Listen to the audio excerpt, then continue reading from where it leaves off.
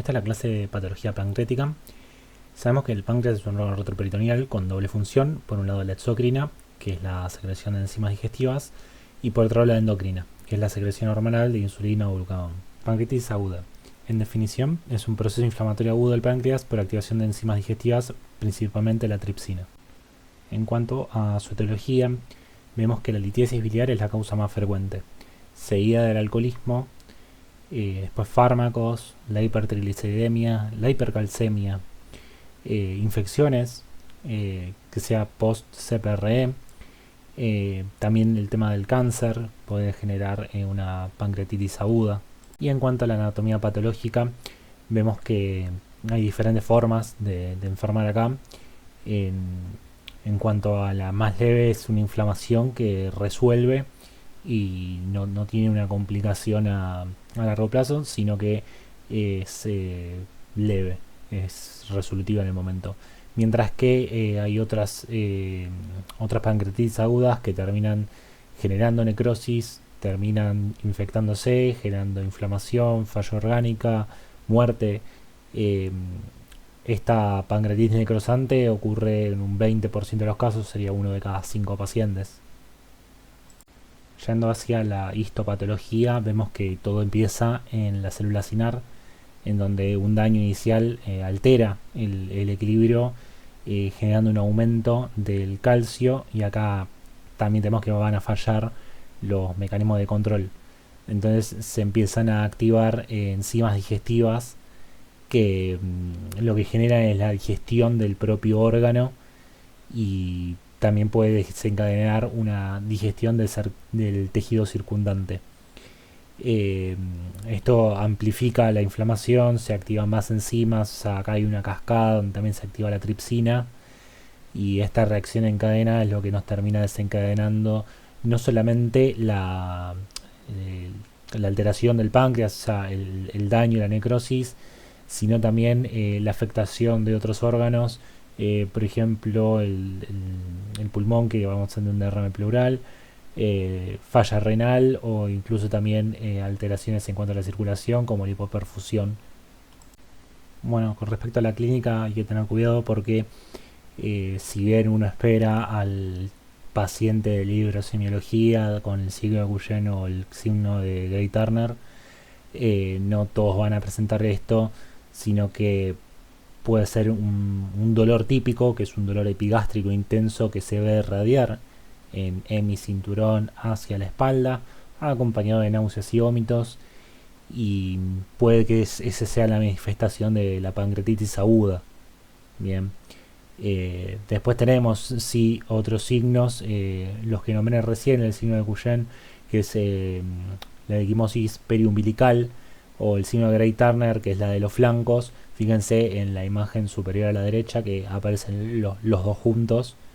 Bien, son signos también de gravedad. Eh, También en menor medida tenemos hilio paralítico, la paniculitis subcutánea, que es la imagen de abajo a la izquierda. Tenemos encefalopatía pancreática, retinopatías, ¿sí? Esta es la retinopatía de Purcher, que es la imagen de abajo a la derecha. Acá una cosa importante es que el dolor va a empeorar en decúbito y va a mejorar con la maniobra de plegaria maometana. Acá tenemos diferentes sistemas de predicción de la gravedad de la pancreatitis. El primero que vemos acá a la izquierda son los criterios del síndrome de respuesta inflamatoria sistémica, en donde vamos a tener dos o más criterios de los siguientes. ¿Sí? La frecuencia cardíaca mayor de 90, temperatura central o menos de 36 o más de 38, leucocitos menos de 4000 o más de 12000, después la frecuencia respiratoria mayor a 20 respiraciones minuto y una PCO2 menor de 32. Después los famosos y muy tomados criterios de Ranson. Tenemos que ver acá que vamos a determinar variables iniciales, es decir, al ingreso, y variables a las primeras 48 horas. Bien, el punto de corte acá para definir la gravedad es mayor o igual a 3 criterios. Bien, Dentro de ingreso, acá como podemos ver, tenemos que la edad mayor a 55 años, leucocitosis a mayor a 16.000, una glucosa mayor a 200, LDH, que es lactato deshidrogenasa, mayor a 350, la ST mayor a 250. Bien, eso dentro de lo que son parámetros de ingreso. Después tenemos dentro de las primeras 48 horas con una disminución del hematocrito de un 10%, el nitrógeno ureico, que es el boom, mayor a 5 miligramos de cilitro, una hipocalcemia, una presión arterial de oxígeno menor de 60, déficit de bases y una pérdida de más de 6 litros. Después los de BISAP no son tan utilizados. También tenemos más de 3 criterios o 3 criterios clavados que más o menos viene por lo mismo: una edad mayor a 60 años, derrame pleural, alteración de sensorio, la urea mayor a 54 o el nitrógeno ureico mayor a 25. Después, estos son todos criterios clínicos. Después tenemos los radiológicos, donde sí es importante acá remarcar el sistema de Baltasar, que es tomográfico. Bien, entonces vamos a tener un páncreas A, sería el normal, el B sería aumentado de tamaño, C con una refracción grasa peripancreática, D la presencia de una colección peripancreática y la E la presencia de más de una colección peripancreática. Esto recordemos que nos está definiendo gravedad.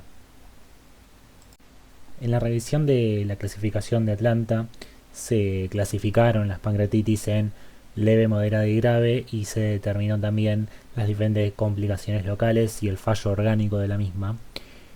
Acá algo importante es la relación que hay entre la gravedad de la pancreatitis y la mortalidad. Bien. En general, la pancreatitis aguda tiene un curso favorable. En el 65% de los pacientes es leve, en el 28% es moderada y solamente el 7% es grave. Recordemos acá que en una pancreatitis aguda grave la mortalidad ronda el 50%. Para hacer el diagnóstico necesitamos dos de estos tres criterios. Vamos a ver los primeros dos, que son las enzimas, que puede ser la amilasa o la lipasa. Recordemos que la lipasa es más específica, pero también es más costosa y no está en todos lados, mientras que la amilasa es un poco más accesible. Para definir una positividad de las enzimas necesitamos valores 3 veces mayores a los normales. No es que por estar un poquitito aumentado ya estoy hablando de un positivo acá. Después, bueno, la clínica típica que la hablamos hace un ratito. Bien, ya si tenemos estos dos positivos no hace falta pedir imágenes. Bien, pero otro puntito lo podemos sumar con las imágenes compatibles en la tomografía. En cuanto al tratamiento, vemos que después del ingreso del paciente tenemos que monitorizarlo, hacerlo laboratorio, bueno, estabilizarlo en el caso de que esté estable, obviamente. Y acá algo muy importante es un estudio español, Waterfall, que demostró que menos es más. Entonces, acá lo que tenemos es una pauta de fluidoterapia que está basada en la solución Ringer lactato, en donde nosotros nos vamos a poner 1,5 mililitros sobre kilo de peso por hora. Esto es mejor que hacer fluidoterapia agresiva. Y acá tenemos el manejo de la fluidoterapia. La pregunta inicial que nos tenemos que hacer es si hay hipovolemia. Y acá dividimos las aguas en dos. Si la respuesta es sí, debemos hacer un bolo de Ringer lactato de 10 mililitros kilo en 2 horas. Y después pasamos a la perfusión en 1,5 mililitros kilo hora. Si no hay hipovolemia inicial, vamos directo con la perfusión de Ringer lactato en la dosis que dije antes. Esto durante 12 horas. Después hay que preguntar cómo venimos con el dolor. Si es menor de 5 en 10, el paciente está en condiciones de comer. Y ahí nos tenemos que preguntar cómo está la volemia. Bien. Si vemos que nos pasamos con el líquido, vamos a tener que suspender la administración de fluidos o en algún caso disminuirla. Bien. Si la volemia está bien, o sea, es normal, normovolemia, debemos seguir con la perfusión de Ringer lactato y ver la tolerancia oral durante 8 horas. Si tolera a la comida oral, o sea, la vía oral, ahí ya suspendemos fluidos y está todo bien.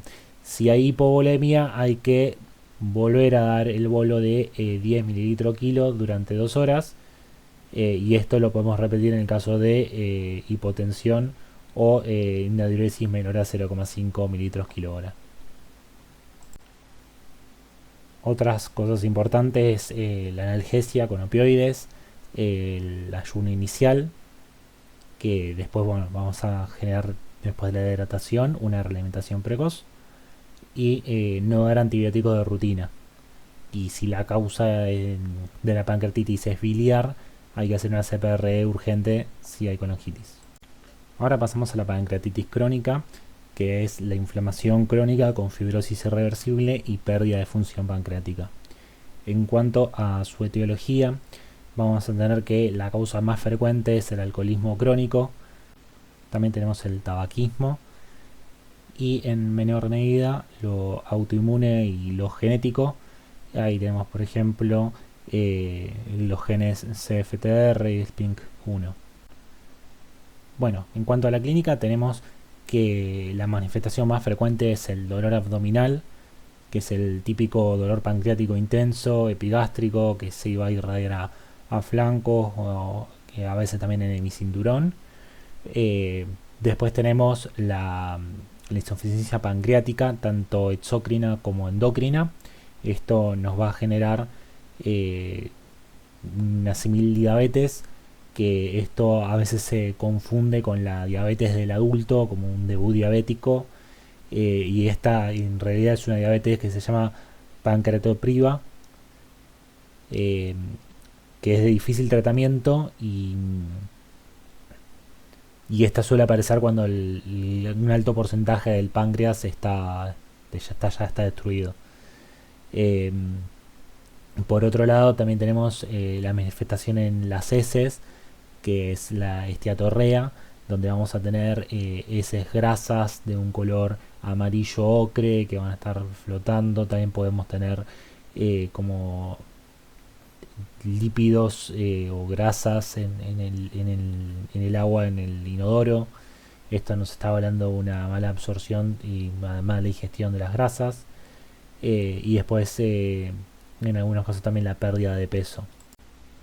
Para hacer el diagnóstico, tenemos muchas pruebas. Eh, la más específica y más sensible es el examen de la secreción pancreática después de administrar secretina endovenosa. La realidad es que actualmente quedó en desuso y se utiliza más tanto la determinación de grasa fecal o elastasa fecal, como también estudios de imagen como la tomografía. Después, para el tratamiento, vamos a ver que el tratamiento va a depender mucho de la etiología. Hay mejoras en pacientes que dejan de fumar o dejan de tomar alcohol, así que esto es muy importante como base del tratamiento, al igual que el tratamiento farmacológico, que por un lado para la pancreatitis autoinmune podemos no solo resolver los síntomas, sino también revertir las lesiones con 30 a 40 miligramos día de prednisolona, esto durante 4-8 semanas, y después bajamos la dosis de 5 miligramos día cada 1 o 2 semanas. Después, para el tratamiento del dolor, tenemos que ver si el dolor no es por otra causa, darle el tratamiento obviamente a la pancreatitis si es autoinmune, recomendar obviamente el cese del tabaco, el alcohol, y acá si el dolor es agudo podemos iniciar con paracetamol, AINES o algún opioide, incluso podemos llegar hasta la morfina de acción rápida. Y esto, una vez que cede el dolor agudo, tenemos que reducir la medicación de forma escalonada, como para manejarlo con o un AINE o un opioide débil. Después, si el paciente tiene dolor crónico, ahí hay que pensar en paracetamol y también considerar pregabalina, antioxidantes o enzimas pancreáticas. Una vez que llegamos a este paso, tenemos que ver si el dolor está controlado o no.